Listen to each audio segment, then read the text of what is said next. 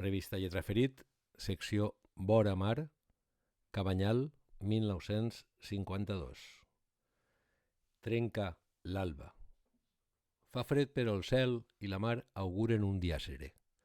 D'ací a poc, el sol naixent esquivarà la fàbrica de gel i es reflectirà en força sobre els calders de coure dels tenyidors, al costat de la casa dels Baus, que es desperem, per cert, tombats en la platja, després d'haver entrat les barques a la mar. Ja naveguen.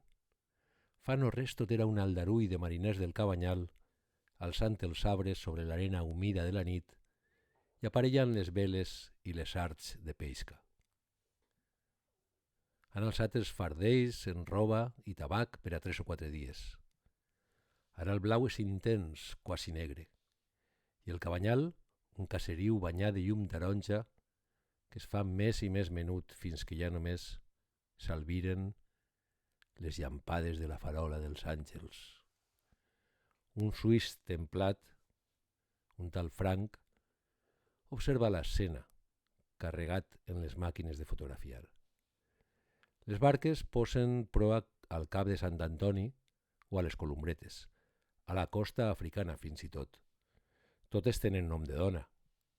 Cada viatge es renovella la il·lusió per pujar les xàrcies a doll i a omplir les bodegues de raps, gambes, bogues, lluços, mollets, polps, morenes.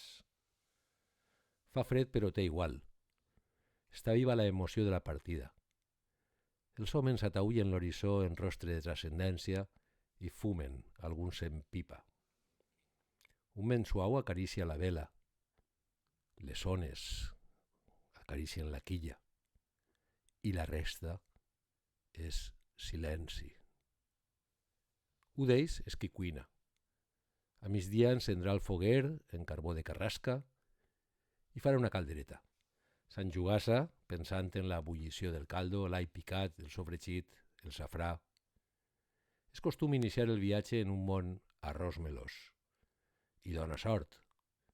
Li diuen fartó i que té el paladar massa fi per a ser pescador. Com si volen dir missa. Han tocat les 3 de la matinada en la Torre del Grau. Els camions que han carregat peix en les barques del port el traslladen pels carrers del poble a les llonges de la Marina Auxiliant i del Pòsit Pescador, on se subhasta. Entre tois, d'aigua sanguinolenta, veus que creixen en l'eco i una forta sentor. Les pescateres esperen pacients per anar al mercat central. 12 hores després el tramvia passa per Santa Maria del Grau. Les pescateres callen, se senyen, que allà dins està el negret, des de fa 5 segles i mig, i en acabant continuen xerrant. Fort, com xerren les pescateres.